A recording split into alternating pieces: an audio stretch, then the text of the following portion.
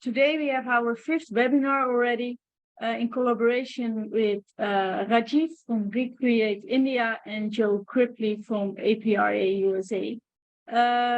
This webinar, we will focus on all the items of the impressive scope of remanufacturing in the USA. Rajiv is again our moderator for today, and he would like to start the webinar with you. Rajiv, the floor is all yours. Perfect. Thank you, Kim, and welcome everyone. Good morning, good afternoon, or good evening, wherever you are joining us from. It's great to have you with us. It's a real privilege again for me to be moderating this webinar with REMATEC, and this topic in particular in terms of the scope of remanufacturing is something that's very close and near and dear to my heart from the standpoint of just how widespread remanufacturing is, not just in its current form, but what potential it holds. I'm going to do quick introductions and then hand over to Joe Cripley, who's the president of the Automotive Parts Remanufacturers Association in the USA. But joining us as panelists, and we're looking forward to an interesting conversation on a couple of themes that we've got lined up for you, are Tricia Judge, who is the executive director of the International Imaging Technologies Council. Welcome, Tricia. Also joining us is Ed Edwards, who's the president of Circuit Board Medics. Welcome, Ed. And Seva Balakrishnan, general manager for Lifecycle Solutions at GE Healthcare. Welcome, Seva. And of course, Joe has been a tremendous partner in bringing this whole webinar together and breathing life into the themes. And we spent many hours talking about, what we should cover and, venturing into interesting terrain that maybe doesn't always lend itself to a formal presentation, but I think some interesting insights are likely to emerge just by virtue of the conversation we've got planned for you. So Joe, thanks for joining us. And I'm gonna pass it off to you to do some frame setting, and then we'll jump in into the conversation. Thanks, Rajiv. I appreciate it. And I want to thank my panelists for being here today. Also, I know it's time you commit to this industry, and we appreciate it. I just want to start out just a little bit about me. I've been doing remanufacturing for over 42 years, which, yes, that means I'm kind of an old guy, if you will, in this industry. But apart from, I could tell you about the people I've worked for, the TRWs and Flight Systems and Delphi and Wabco, I just want to make a comment about personal life, that this industry, I think, is very exciting, but very rewarding, to where it's, it's given me my life, if you will, over the 42 years. It's helped me buy a house, buy a car, put my son through college, and knock on wood, never been through the layoffs and that. It's been a very stable industry, even in downturns. There's fear in the US today about going into recession. And, I'm not that worried because I'm in the remanufacturing industry. It tends to stabilize itself, and people feel like, they may not buy new vehicles, but they're going to repair what they have. And that lends itself to this industry. So I just wanted to make that comment, that how this industry also mixes with your life, if you will. One of the things we want to start with is kind of the state of the industry, if you will.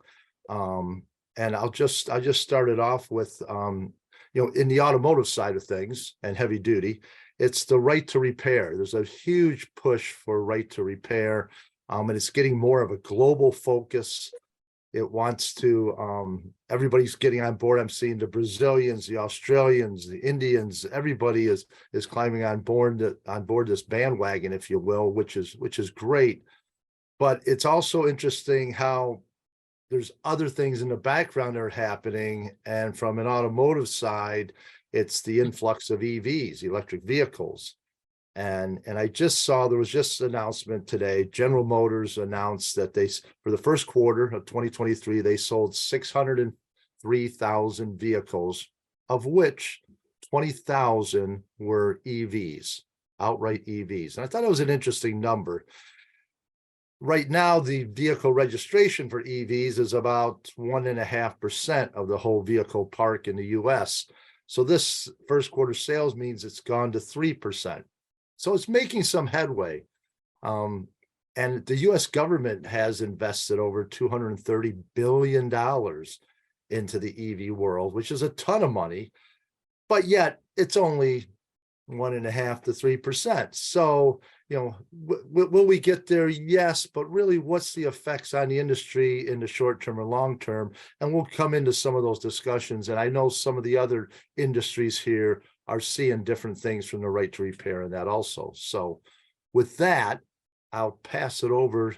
Tricia, should we start with you? Give us a little bit of your background in that. Sure.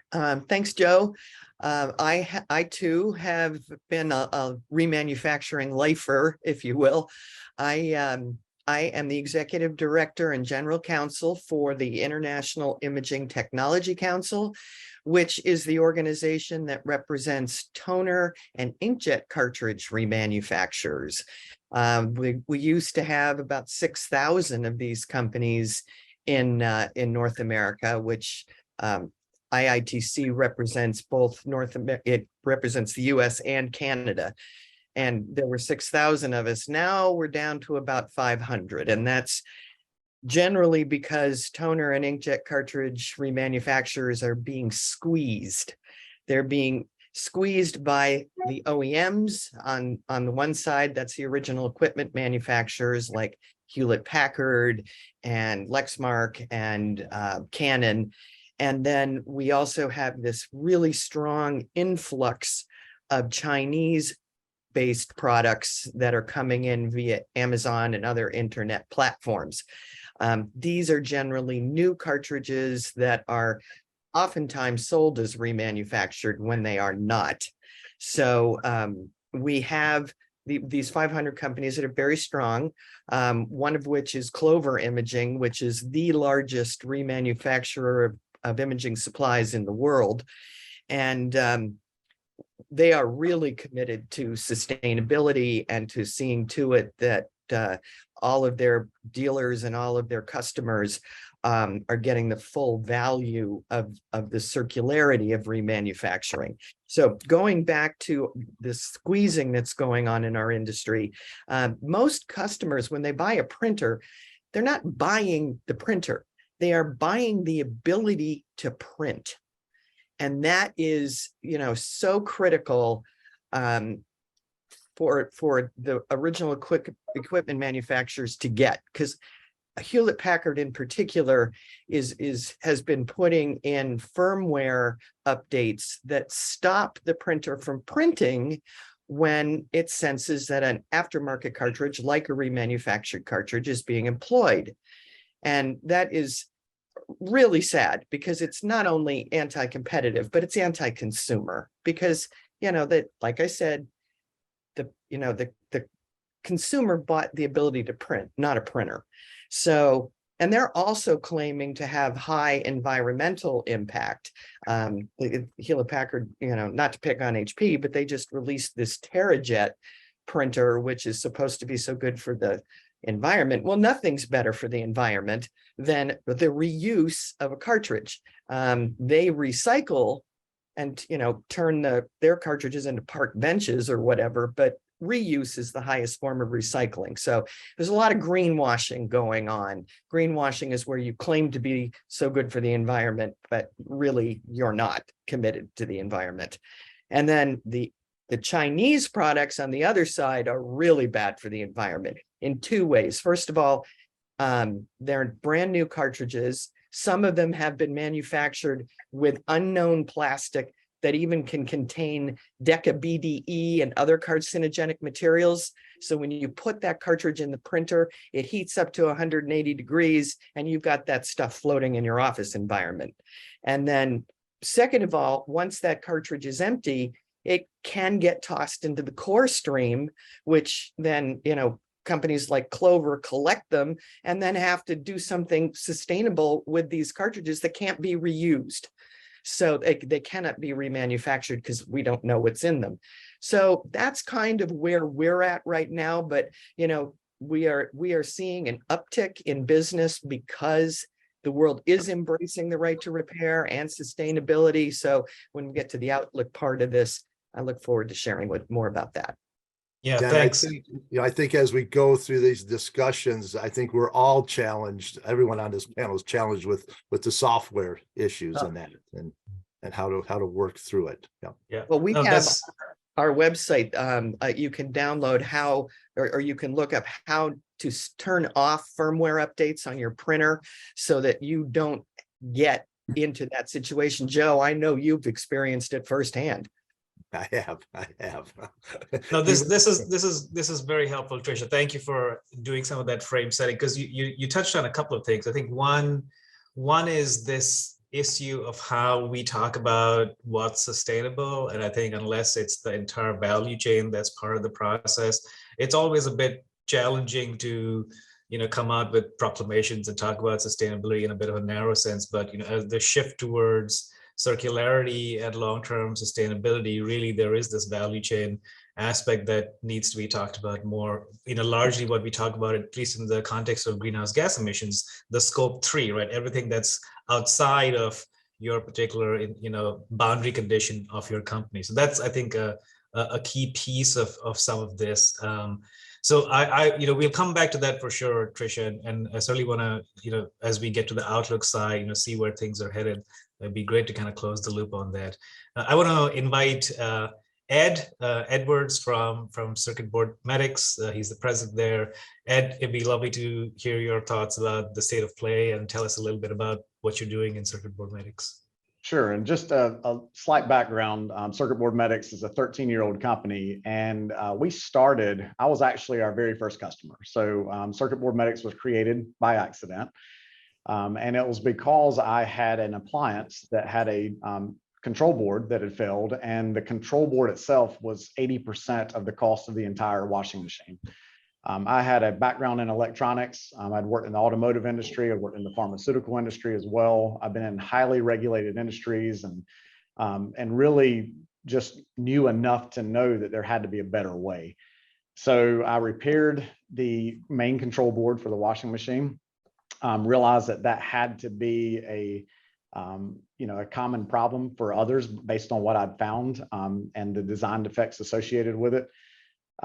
So I really started out in remanufacturing with a desire just to make things better. If you've been around me at all in any remanufacturing environment, you'll understand that we use phrases like better than new commonly at Circuit Board Medics. That's the type of products we look for, is things that we can actually make better than new. We don't just want to start the clock over on another failure when we repair something.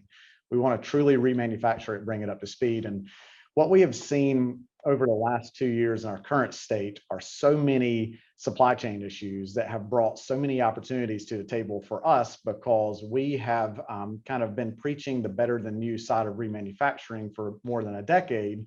But a lot of people have come to us because there is no plan B once the supply chain shuts down. And we have won a lot of business, won a lot of customers when they have realized that their warranty rate out of the box, or their warranty rate even looking at a year of usage, is much lower on our remanufactured products than a comparable brand new genuine product. The benefit that we have is that when we see items, we get to see them. We service the appliance industry, the automotive industry, the restaurant industry, the construction and agricultural industry. I mean, there are circuit boards everywhere. The benefit that we get to see is real world usage after that product has endured 100,000 miles or 100,000 cycles or whatever that is, instead of just theoretical usage in a controlled testing environment. And we get to see the wear and tear that has been put on that part. We are also seeing a lot of people, a lot of customers in the B2B side of the world that are a lot more collaborative now than they were before the supply chain constraints that we have seen. There has not, historically, and all OEs from across industries are on a different part of the spectrum with this. But historically, we've seen manufacturers, OEs that are removed too far from the end user, the consumer. I had to clean out a drain pump this weekend, actually, on my washing machine at home. And the way the drain pump was mounted just shocked me. I was like, oh my gosh, no one was thinking when they designed this washing machine about having to clean out a filter going into a drain pump, which is a standard maintenance item. The entire machine had to be pulled out, spun around, back panel taken off. I was like, where's the access control, right?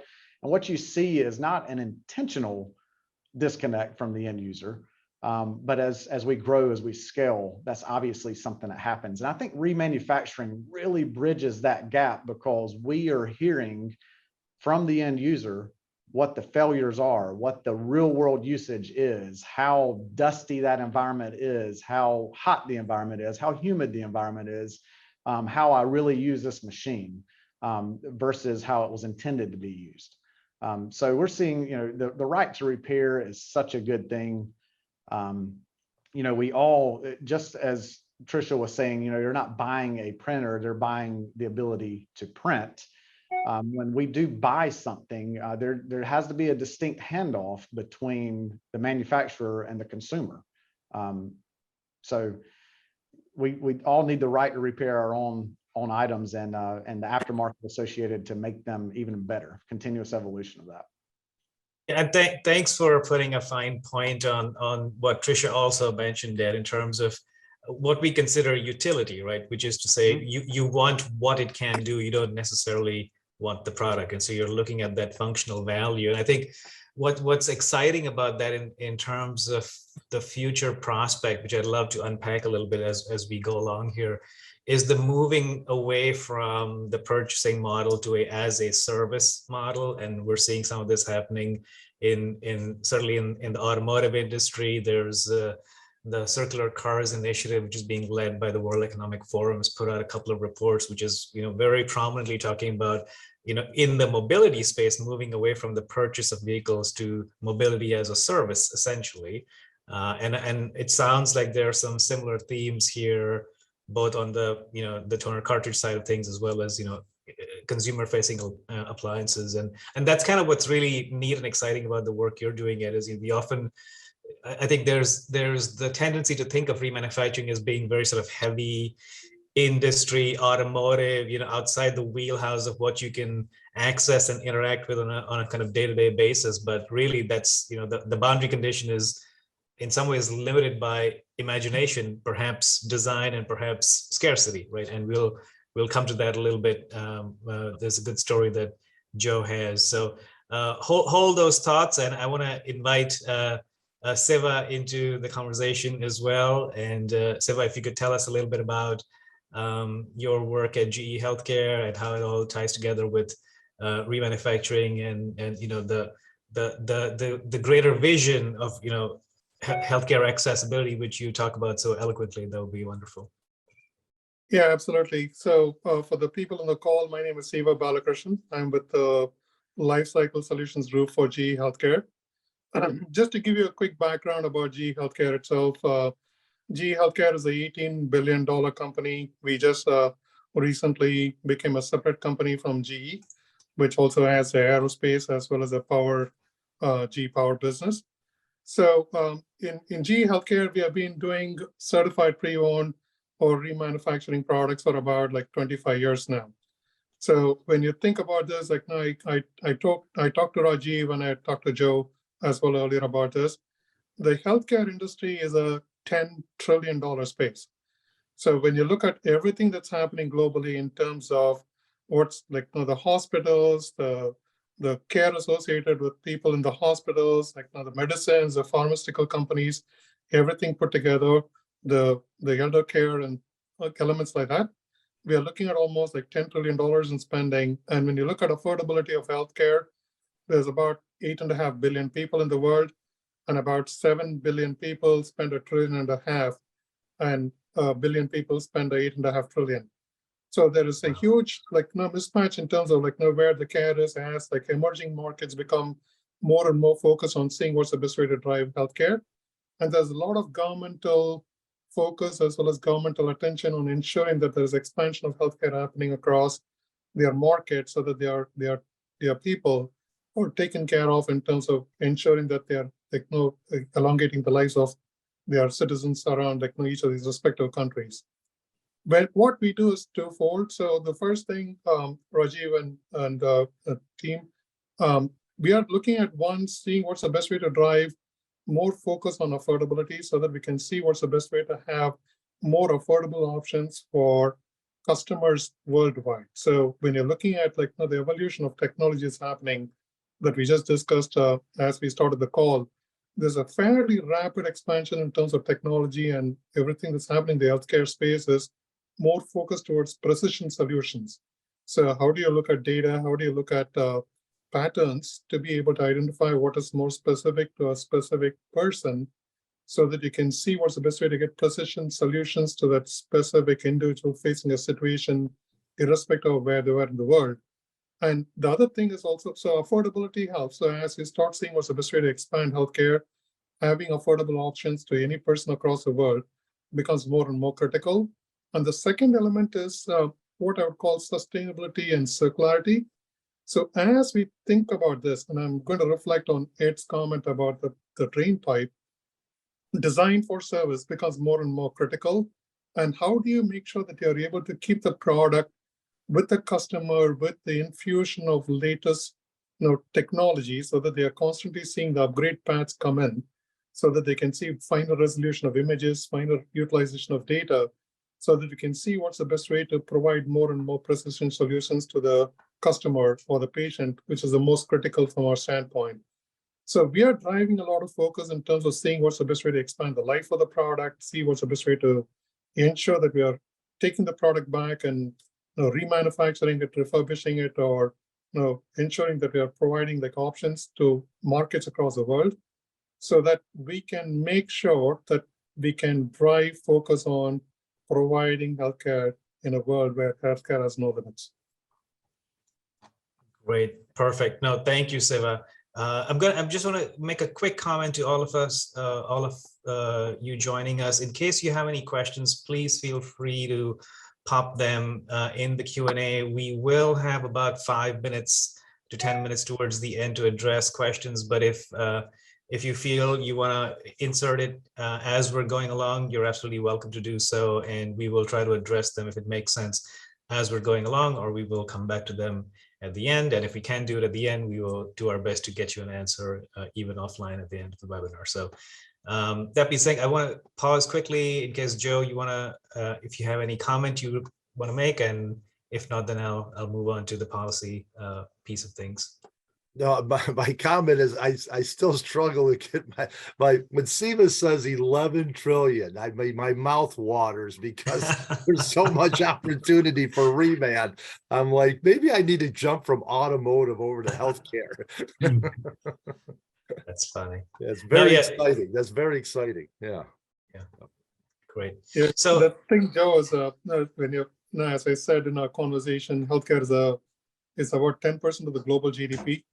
And with everything that's happening in the space in terms of seeing what's the best way to provide more focused solutions to patients so that they can have resolution of their conditions, this space is going to continue becoming more and more refined to ensure that, and I talk about healthy adult life expectancy.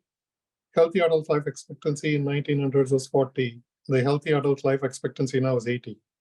And over a period of time, we're going to see people, if the average is 80, you're going to have both sides of the spectrum on a normal distribution, and it's going to go to 90 and 100 fairly quickly, which makes us once we have double healthy life expectancy, adult life expectancy, and two, as people age, you need to make sure that there are care solutions so that we can have longer healthy lives.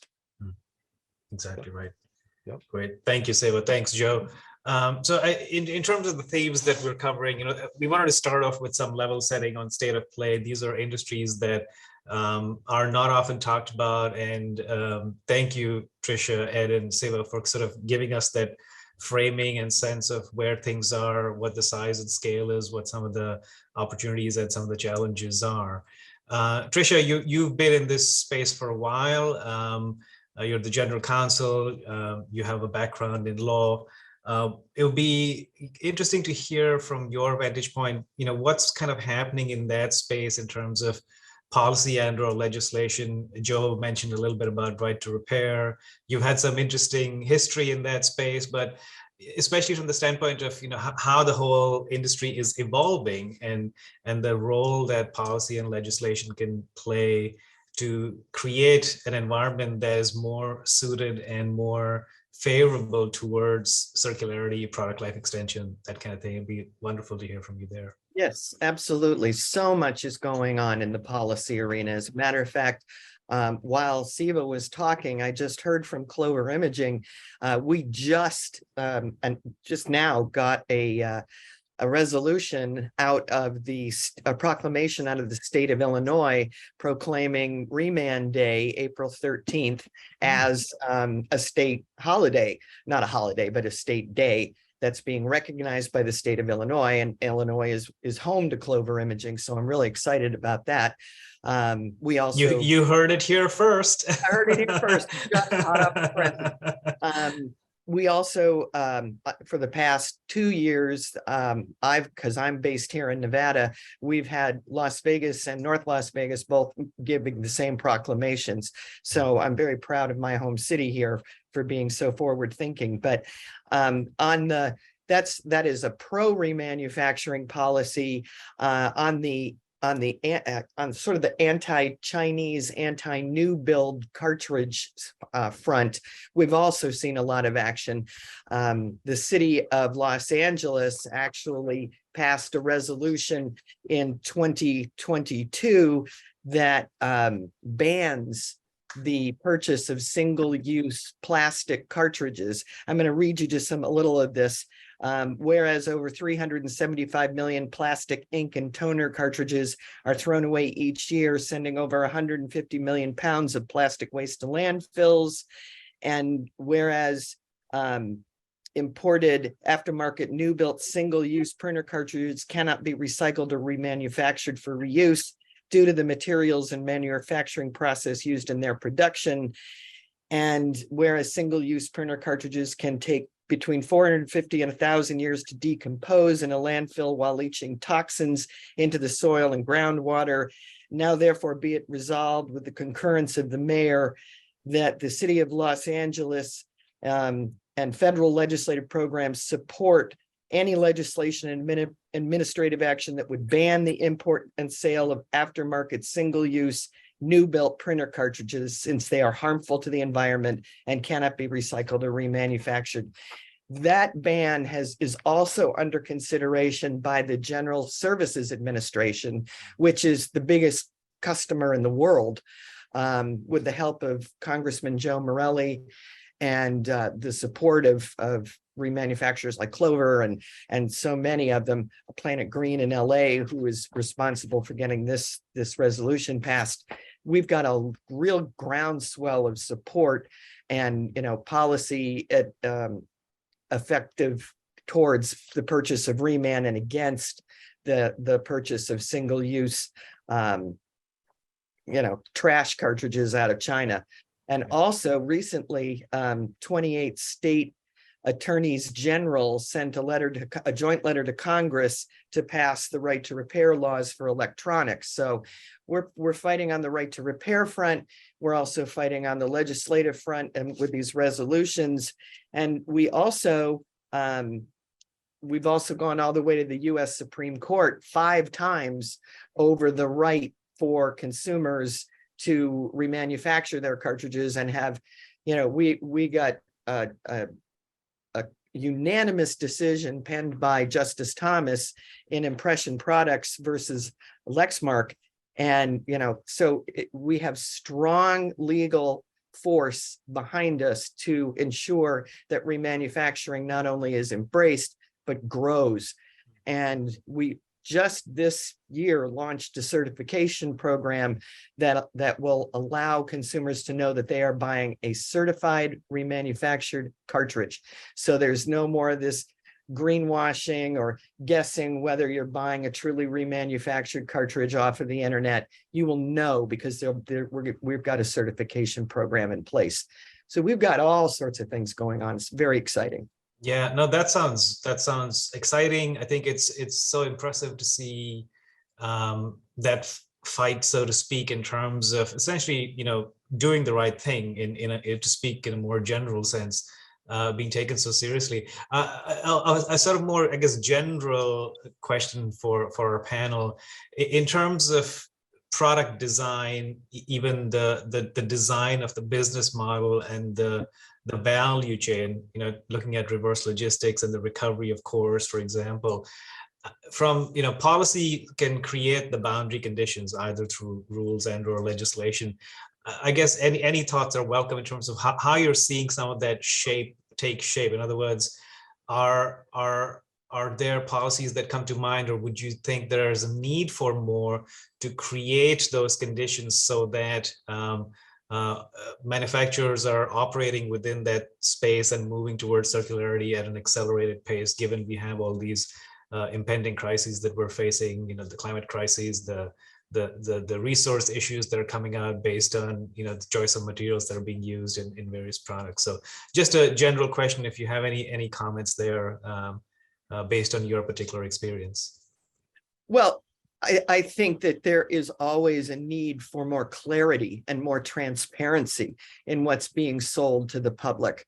I am deeply concerned by, the nonsense that's on Amazon. There was one cartridge seller out of Asia was claiming that you could get 22 times yield if you bought their remanufactured cartridge.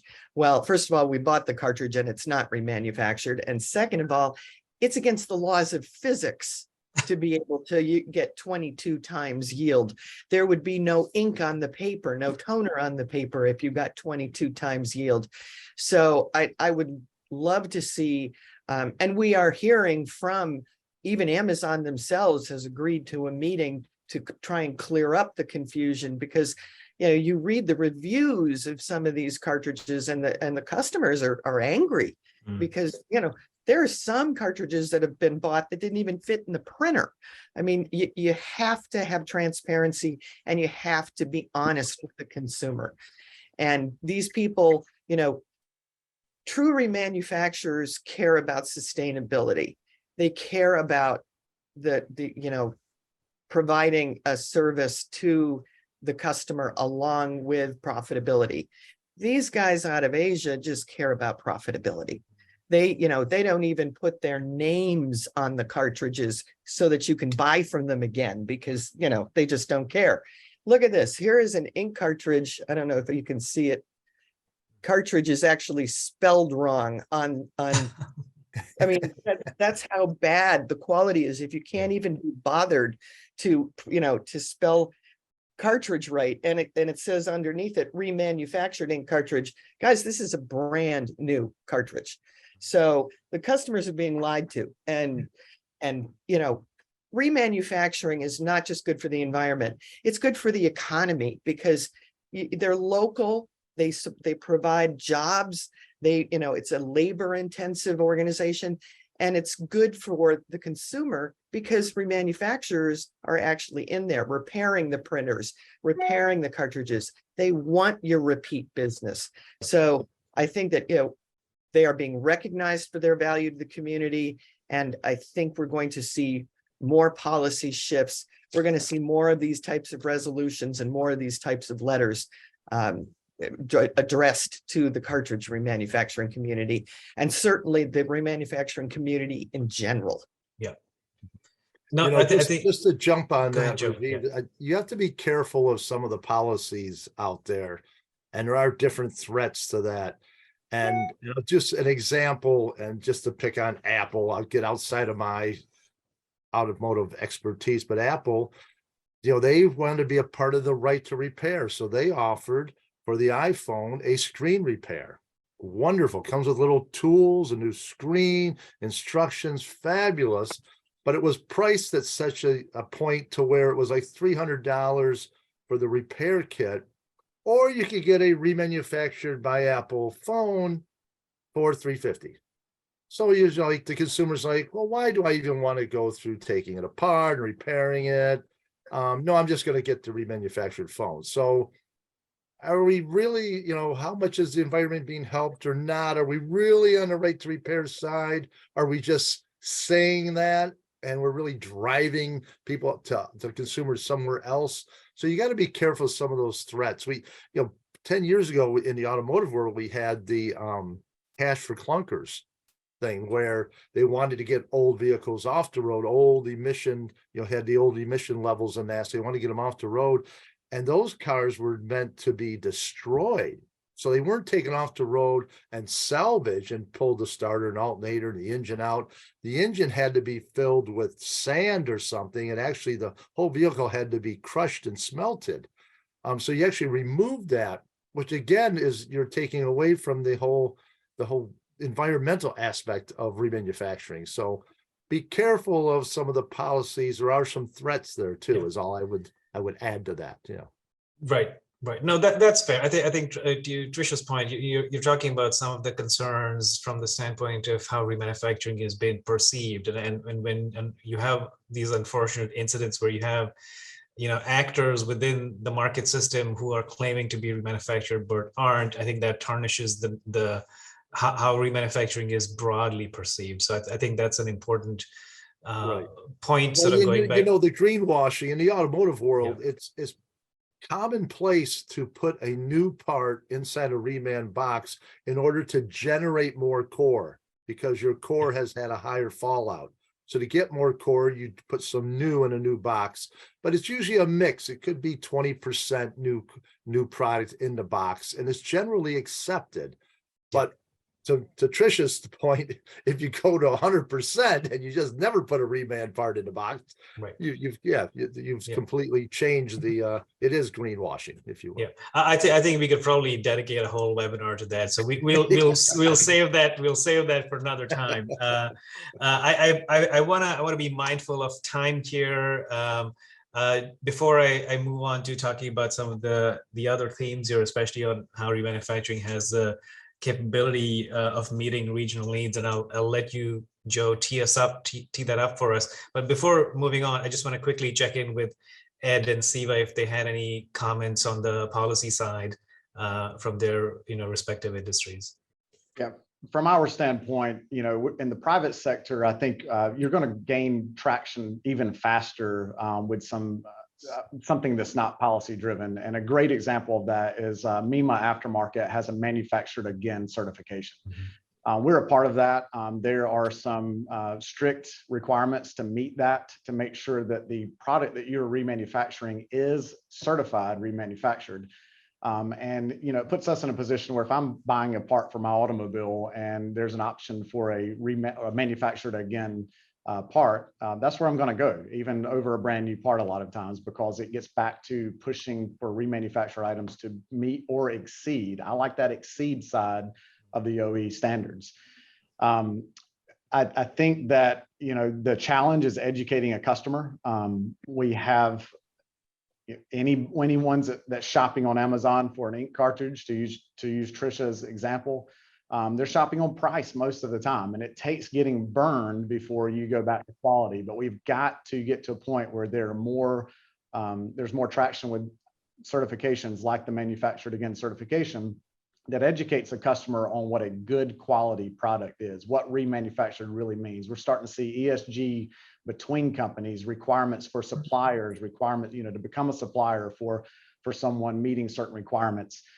In the appliance industry, we see the OEs charging core charges for circuit boards, yet you don't see remanufactured circuit boards from those OEs. I know for a fact they charge a core charge to pull those boards out of the remanufacturing value stream a lot of times, out of the supply chain. I've seen those boards firsthand be destroyed to keep them out of remanufacturers' hands. And it is those are the types of things that the customer needs to be educated of. If I take my car into a shop and have a part replaced and there's a core charge, I am automatically assuming, and most often correct, that that part is going to be remanufactured or at least stored as a core for possible future remanufacturing. The idea of charging a core charge to destroy cores, to control the new only, those are the things that need to be exposed more. Yeah, great. Thanks, Ed. Go ahead, Siva. I got to say, I got to make sure Siva doesn't feel like we're just picking on the OEs. I know No, you've got a good story to tell. No, that's fine. So talking about regulation, Rajiv, I think that there are 195 countries in the world. So when I talk about the $10 trillion space, we are talking about 195 countries where healthcare is distributed. It's personal in nature. Each country is in different stage of evolution with reference to either importation of used product or importation of remanufactured product. And there are rules and regulations that essentially drive it once they get to a point where they're starting to see what's the best way to either support the process or if not, they not support the process. As an example, China and Brazil does not allow imported use of remanufactured product, neither does Egypt or Turkey or Saudi Arabia. So there's a lot of education that needs to be done in terms of the quality and the output that's coming in from the product itself as you start seeing what's the best way to support the product as well as support the functionality of the product depending on which world market it's going towards. So if you ask me, it's a continuum. So there's multiple countries in different stages of evolution, and it's constantly evolving as topics like ESG. So we talked about some of the regulations here in the US. The Euro is actually leading the way on, the European Union is leading the way on sustainability. There's like multiple requirements being established by them, including on circularity, to see what is being done. As you look at core distribution as an example, the European Union is like mandating it, and a lot of the health aspects are governed by ministries within respective countries. So it is an evolving stage, and it will continue to evolve and it will continue to change depending on the requirement or the framework being established by the local governments. And we will see what's the best way to identify what it is and ensure that we understand it clearly to make sure that we can support it from either in terms of like introducing product or alternatively see what's the best way to introduce new product and facilitate the course so that we can see what's the best way to repurpose the course in a different part of the world after like going through the refurb and remanufacturing process. Yeah, no, thank you, Siva. That's perfect. And you actually set us up perfectly to kind of move on to the next phase of the discussion in terms of we touched on this early on, the limit or what determines what can be remanufactured. It's sort of a multivariate equation, right? It depends on need, scarcity, availability, intention, design, political will, infrastructure, investment, right, and customer awareness and markets to buy. So there's no sort of one size fits all. It's a combination of all those factors, and that's one of the things that we thought was important to highlight. In that there is an upper limit, but I don't think there should be a limit in terms of imagination on what can be remanufactured, especially if we're looking at this global shift towards circularity that's playing out in different countries at different states of evolution, as Siva pointed out. But Joe had an interesting email or call that he received about the remanufacturing of what was an unconventional from the U.S. market's perspective, a remanufacturing product. So if you could talk a little bit about that, Joe, that would help frame because that. You're right, Rajiv. And years ago, it was always determined on price, really. That it was like, oh, if it's under $50, we're not even going to look at it. If it's, that's why people started remanufacturing transmissions and engines, high dollar items.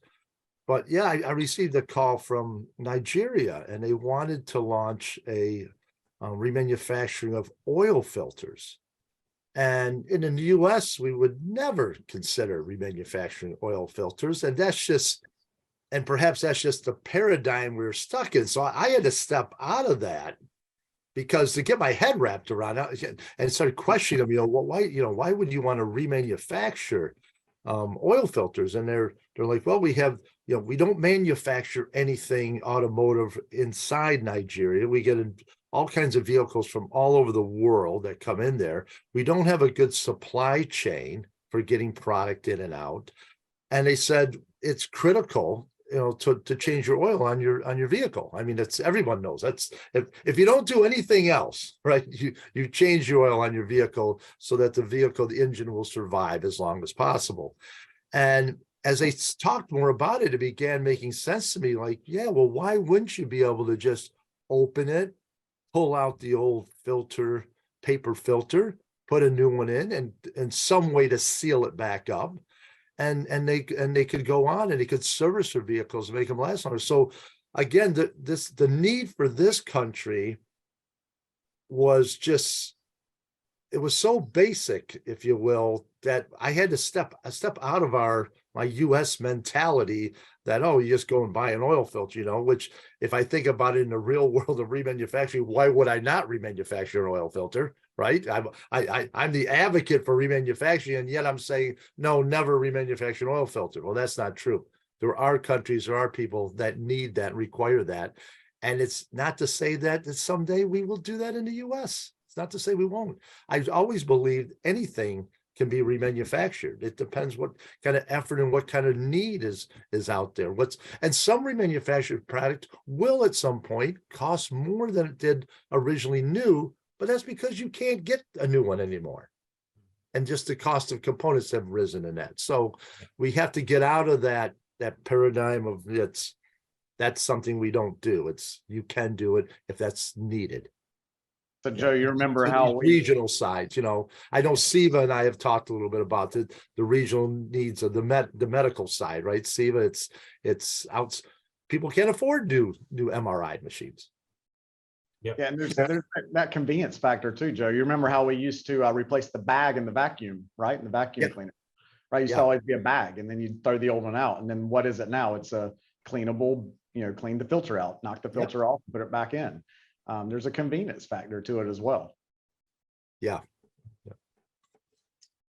Joe, that's exactly right. I think, and even in the healthcare space, depending on where you are in the world, healthcare is either supported or alternatively personal, right? So personally funded. So it can be government supported, like UK as an example.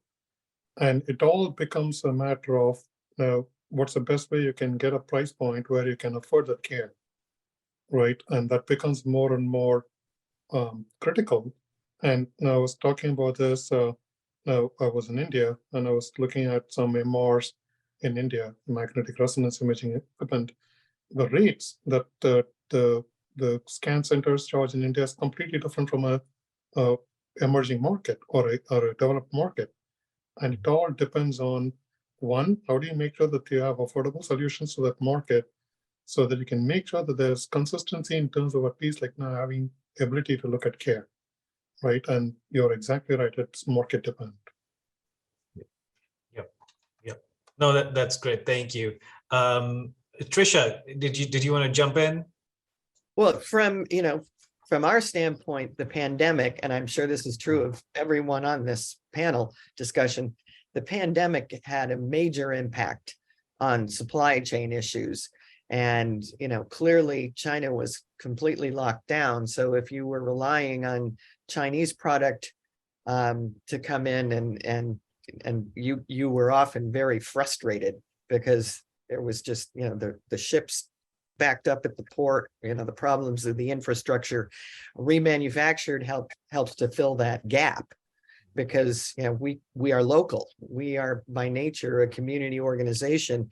And so we could step in and service the customer in a way that, those that were the dealers that were dependent on their supplies out of Asia were not able to. And we're seeing again in the policy sphere, a country like Italy has completely embraced remanufacturing and is actually they hit HP with a fine for greenwashing and for some other bad anti-environmental behavior. And I think that's that shows that there's a very regional impact and a very sort of a patriotic effect of remanufacturing. And there's also, going to India, they, they are embracing reuse in a big way. There's a gentleman in India who's remanufactured his cartridge 82 times. Now, I can't speak to the quality of that cartridge, but that tells you that the ability is there. Yeah. And also in Europe this summer, or during the summer of the pandemic, Canon released cartridges that didn't have chips on them, which totally, because they couldn't get the chips out of Asia. So, and they said that they're going to work just fine. Well, that totally abrogates their stance of saying that the chips are there for functionality and for security. What they're there for is to keep the competition from being able to remanufacture and get full functionality of that cartridge. And that's something that we are looking to address through the EP process. That's the little stamp that goes on the printers that says that it's an environmentally friendly printer. If you don't allow for the use of a remanufactured cartridge in your printer, then you may not be able to claim EPEAT status. EPEAT stands for Electronic Product Environmental Assessment Tool. So I'm digressing a little from the regionality, but we're seeing this need for each country, US, Canada, India, Italy. I mean, that they want to be able to have access to environmentally friendly products, but they want to do it their way. And I think it should be supported. Yeah. Perfect. Great. Thank you, Tricia. We've got about 10 minutes to go. We had a question come in, going back to the right to repair conversation, just as if any of the folks on the panel are aware of the state of right to repair in Canada, and if you're seeing some of that emerge as well. And if not, that's okay. We can certainly take a look offline and see if we can answer that question. But that was one of the questions. I would be happy to look into that and check with my friends up in Ottawa. And I know that certain cities like Toronto has a pro remanufacturing, a pro reman cartridge stance. Mm-hmm. And I believe that's something similar is in a place in Vancouver, but I'd be happy to look into it. Great. Thank you, Tricia. Yeah. Okay. Rajiv, I do believe that Canada is involved with the Basel Convention, which is more of a circularity concept. So involving plastics and all kinds of things from a circularity. So I don't know exactly about the right to repair, but they are in that circularity environment. Yeah. Great. Perfect. Thank you. Okay, so we've got a few more minutes to go. Just kind of closing out the webinar, I want us to kind of think a little bit and talk about, from your particular vantage point, where you see things going and or where you would like them to go from your particular vantage point in your respective industries. So Siva, if you could start us off there, what do you think or see in terms of future outlook for GE Healthcare and also potentially the industry at large, specifically within this remit of sustainability, circularity, and remanufacturing? Yeah, absolutely, Rajiv. So as I said, there's a lot of focus coming in, both from a industry standpoint as well as a broader standpoint in terms of rules and regulations are starting to drive the sustainability space. We briefly talked about the European Union and some of the regulations that's coming in as they see what's the best way to drive more focus on sustainability, and with circularity being a close element of what is happening in the sustainability space. And things like the Inflation Reduction Act, again here, is also starting to expand the visibility on sustainability elements and circularity elements. So what we see happening in the space is going to be a continued focus on seeing what's the best way to, one, extend product life. So from a life cycle standpoint, to see what's the best way to expand the life of the product so that it can drive increased usage of functionality through the life of the product, through interventions, through upgrades and stuff like that. And the second thing is on the circularity space, as we think about this, what do we do to reuse, recycle, refurb or remanufacture the cores coming back so that we can see what's the best way to drive the reuse patterns associated with it, so that one, see what's the best way to drive those solutions to customers, and two, drive extension of life cycle again for the product. So there's a lot of conversation, discussion in the space, and a lot of regulation that's starting to come in as well. Great, thank you, Siva. Ed?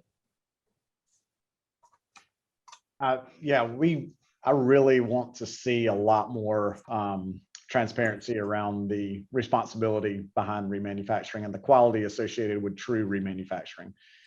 Our industry, remanufacturing in general, not just automotive, not just imaging, not just construction, agricultural, appliance, anything that we're talking about sub-industry wise, but remanufacturing in general is just plagued with a lot of bad players that clean up something, sell a used product, call it remanufactured, or they reverse engineer something to be much cheaper and sell it as remanufactured. And I just want to see consumers do their research, read reviews on companies on where something's being remanufactured, and understand that there's some really good quality players in our industry that are making things built to last. We have, one of the silver linings from the pandemic is that we have had the opportunity to prove ourselves to a lot of people that would have never tried our products in the past, just because the new products were unavailable. And we have built some incredibly good relationships. We are certainly ambassadors for remanufacturing. I think remanufacturing is super exciting. I love, 13 years ago when we started remanufacturing circuit boards, sustainability really wasn't on our radar specifically. And it has just been something we've grown into and understanding just yet another benefit of doing this. So, if we do it right and we do it well, the financial decision will merge with the with every other decision on the consumer level, and they'll be in high demand. Right now, they already are on the circuit board side of things. So I like where we are. I like where we're headed. I can see a clear path to just continuing to grow. Circuit Board Medics has been around, like I said, for 13 years, and every year has been a record year. We grow and grow and grow, and we haven't seen any decline in that demand as more people learn about our products. So I wish that on everyone. That's great. Thanks, Ed. Yeah, and I think just to quickly jump in, Ed, you mentioned something crucial from the standpoint of how remanufacturing, the industry at large, defines itself and how we're telling the story of remanufacturing. I think that is a common theme that has emerged in many conversations during webinars as well as offline. I think that might be a thread worth tugging at, within this group and broadly within the remanufacturing industry across various sectors. I think we're reaching perhaps a tipping point or a convergence of sorts where there is, this desire to talk more and more clearly about the value proposition that remanufacturing offers, especially in light of these sort of mega shifts that are occurring around the world from the standpoint of circularity, sustainability, etc. So thanks, Ed. Tricia. I think the future looks great. I think that what I could just say ditto to what Ed just said. I mean, he's right. I think customers are getting smarter, and hopefully they will continue to evolve and demand sustainable products. I think the generations after the baby boomers are far more likely to want to embrace circular economies, and we are seeing at the Remanufacturing Industries Council level a resurgence in membership and a resurgence in interest in getting into the field and in going into new fields. I mean, consumer appliances, which used to be, just planned obsolescence, use and throw away. We're now seeing a demand for the ability to reuse and remanufacture them. And yes, the right to repair has absolutely taken off. And Congressman Joe Morelli is talking about putting in a federal right to repair law. And he's got a fair amount of support behind him. this past summer, 50 congressmen joined in a letter to the GSA asking them to support the single-use plastic ban. There's a real interest in seeing that remanufacturing is embraced. And certainly in our sector, in the cartridge sector, we're seeing that. We've just got to make sure that we self-police in a sufficient manner. And that's why we are starting our new certification program. We also have STMC certification, which speaks to the quality of the products. But certainly if anybody on this webinar wants to know how to hook up with a credible, quality-driven cartridge remanufacturer, please get in touch with me. I'd be more than happy to hook you up. Awesome. Thanks, Tricia. Joe, last word to you. I'll be real quick since I know we're running out of time. I would just say, as multiple companies are looking at their carbon footprint, and they're saying they want to be carbon neutral by 2030 or 2035 or 2040, just remember that reman is a piece of that pie. So remanufacturing, as well as renewable energy, solar energy, all of that feeds into that carbon neutral, if you will. And that's something we can use as part of the pathway to get there. So I think every company should be looking at remanufacturing in some fit or form within their company and some percentage of that to get to that carbon neutral. Perfect. That's a great note to end on. Well, we are at the top of the hour. I want to thank all of our listeners for joining in and tuning in. Certainly feel free to reach out to us for any follow-up conversations. Thank you, our panelists, Joe, Tricia, Siva, and Ed, for being so generous with your time. It wasn't just this particular webinar, this time of the webinar, but we had a couple of calls beforehand to connect and brainstorm and think about how to piece this narrative together. So very much appreciate you taking the time to join us today.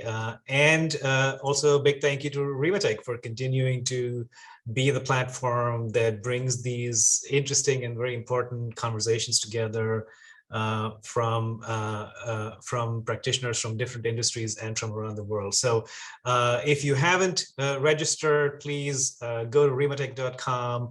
The REMATEC Expo that takes place in Amsterdam every 2 years is back online this year after a 4-year hiatus due to the pandemic. So if you want to learn more, certainly check their website out for the in-person expo as well as upcoming webinars. So with that being said, thank you again to everybody for joining us. We look forward to hearing from you. We hope you found value in this conversation and look forward to continued collaboration with this very, very exciting industry and community. So thanks again and take care.